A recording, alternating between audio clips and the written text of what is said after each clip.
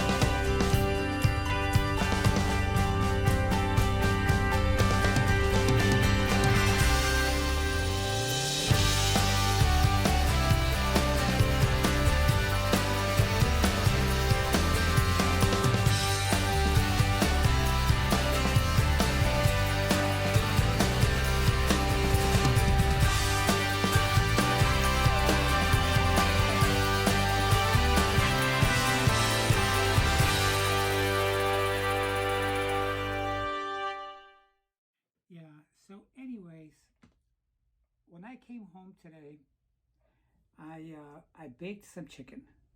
I made a half a cup of rice, and that was my meal. As you know, me working part-time at the yacht club, I bring home a lot of food where otherwise they would just ditch it in the garbage. So me being a single woman, I don't have to cook every day or have anything ultra fancy. Most of the time, anything will do. I've yet to have a sandwich for supper. I think that will be a switch, and something new and a switch is also good. It's okay. So, our discussion for today.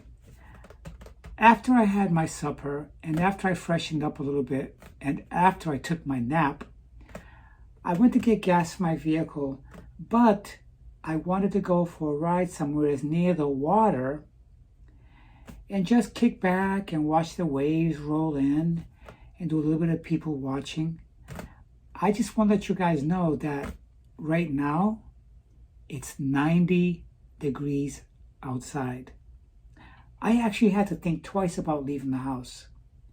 It's so hot and humid.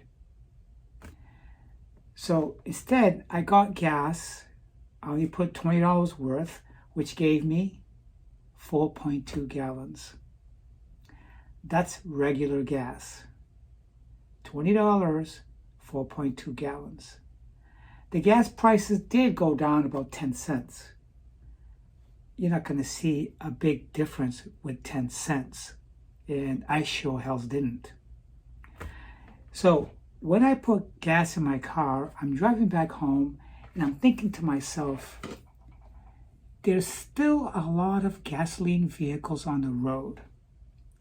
And there may still be a lot of gasoline vehicles in the road, probably 15 to 20 years from now.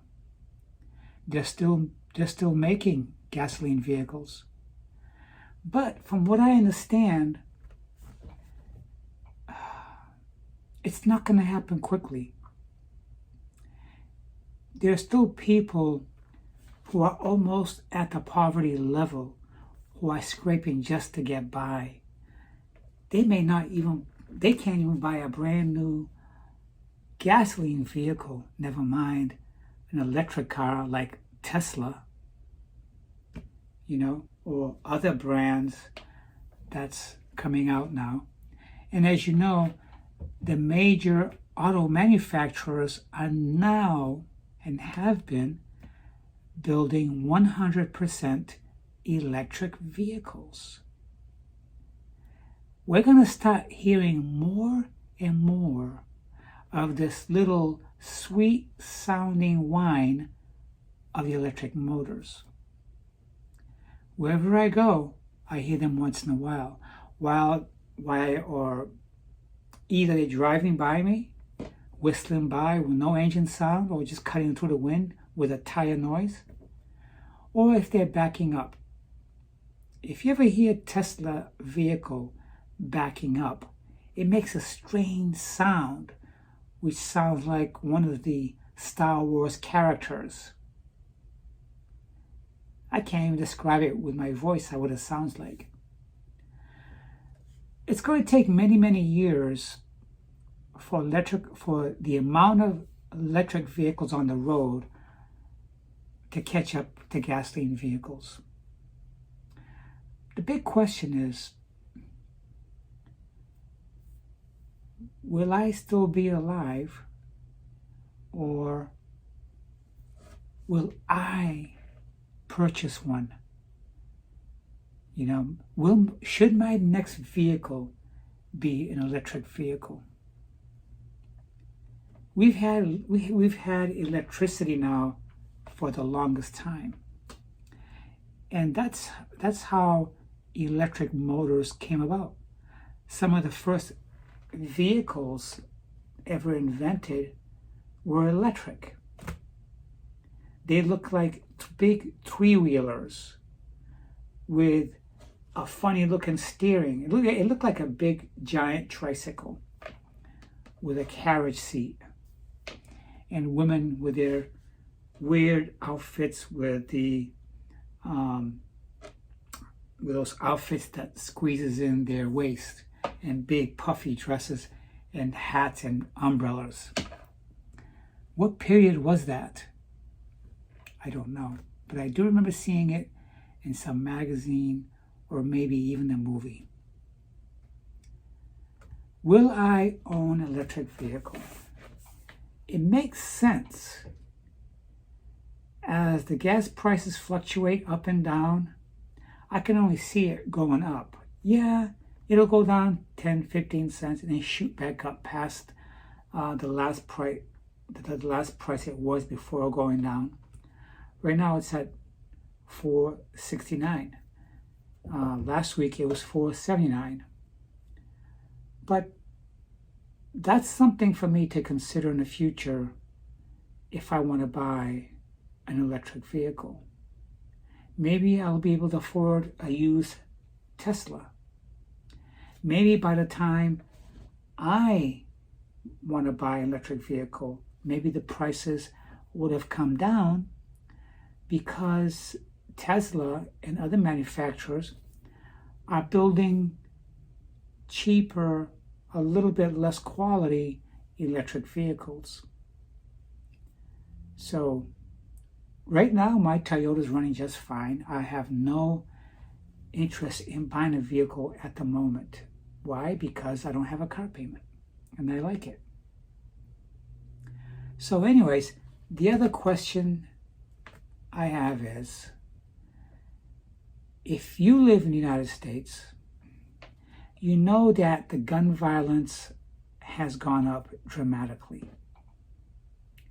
Either in a school, maybe a drive-by shooting somewheres, maybe at a supermarket, maybe at a mall. But it seems like every few weeks there's a shooting or mass killing happening somewheres. It's nothing new in this country. Look what happened in Columbine. Look what happened in Texas at the country music concert, where they had this wacko, actually it was in Nevada, where they had this wacko in a hotel room on the 13th or 15th floor with high-powered military-style weapon shooting at the fans, at the concert goers. That was a travesty. So gun ownership has increased probably tenfold, okay? Tenfold. I have to say something. I carry concealed, and I got my concealed on me now. But I've had my gun now for about 2 years, my guns. And when I first got it, I would carry it out with me, concealed, because I do have a license. But after a while, we tend to get lax. We tend to get complacent. And then I just stopped carrying it. First of all, I'm not allowed to carry it to my job. And I don't feel comfortable with keeping my gun in my car in the glove box. It's just something uneasy about that I would never do it. So if I'm off of work, like right now, and I'm home, I'm going about, more than likely now I'll probably carry it. Because you don't know when you're going to be someplace that something's going to unfold, and you might find yourself in the middle of an attack. That's where we're at now in this country. That you don't know what's going to happen. I think our environment has changed, and it's been changing for a long time. So we have gun activists, pro and against. Definitely, one thing's for sure, guns don't get out of the gun box or a safe or a drawer and load itself and go on a shooting spree. Doesn't happen. It's people. People. What's happening with people that there's more killings going on now? Maybe it was this long-standing pandemic that we just had. Maybe that did something. But before that, it was happening. There was no pandemic where Columbine happened and all those other school shootings, abortion clinics, post office, McDonald's, Walmart. There were shootings in all those places. Okay, carjackings. We just had a carjacking in Tampa, Hillsborough County. The assailants went right to my job and hid out in the yard of where I work. And that guy, one of the guys, I'm just finding out today, was armed. He had a handgun in his waistband. Something could happen there at my job. The question that I have is, could schools be safer if they have some teachers that carry concealed at work? Or maybe the principal. Or maybe they should place armed security at the school. Okay? Like they have on airplanes. They have the air marshals on the airplanes or the airlines, and they're indiscreetly wearing civilian clothes, and they're carrying their weapons on them. We know that most airlines have air marshals. Okay? Should we have marshals in school departments instead of teachers or principals armed? At least if we have some type of security that's armed, maybe we could see less of school shootings. How about if we have metal detectors at every entrance that would sound an alarm? And maybe the alarm will notify the police department. Would we have too many false alarms if that happened? I don't know. All I know is that something's got to be done. Something's got to be done, and we better act quickly, because right now I don't see it slowing down. I don't see it slowing down. Like I said, I quit carrying my gun with me because I got complacent. We have to keep reminding ourselves that anybody can be a victim. Don't watch the news. Don't watch other people getting killed on a drive-by or at a school, post office, grocery store, at a mall, a clinic. Don't think that it can't happen to you. It can happen to you. It can happen to you. I'm pro-gun in that you have a right to defend yourself. I have a right to defend myself. I live alone, and I used to always sleep with my gun under my pillow. Okay? It doesn't even matter where you live. You can live in a gated community, and your next door neighbor can get robbed at gunpoint or even shot or killed. Okay? I live in the city. When I first moved to Florida, I got the gist of what that's like, because I heard an AK-47 going off at 10 p.m. at night. As soon as I heard that AK-47 going off, I thought to myself, that is no firecracker, that is an AK-47. Okay. Now, I spent time in the military. I know what rifles sound like. There was no firecracker. That was distinctively an AK-47. Not an AR-15, an AK-47. And I got out of my house, I got out of the house, I went to go check where it came from, and I located where it came from because the whole block was surrounded by police. Blue lights everywhere. Someone that night decided to go by a house and shoot into the house and the windows. And there were people inside. Luckily, nobody got hit. Luckily, nobody got hit. That's the time that we're living in. And this is all 50 states has seen a dramatic gun violence across the board. Okay? And it started to me, it got worse after the Black Lives Matter. It got worse.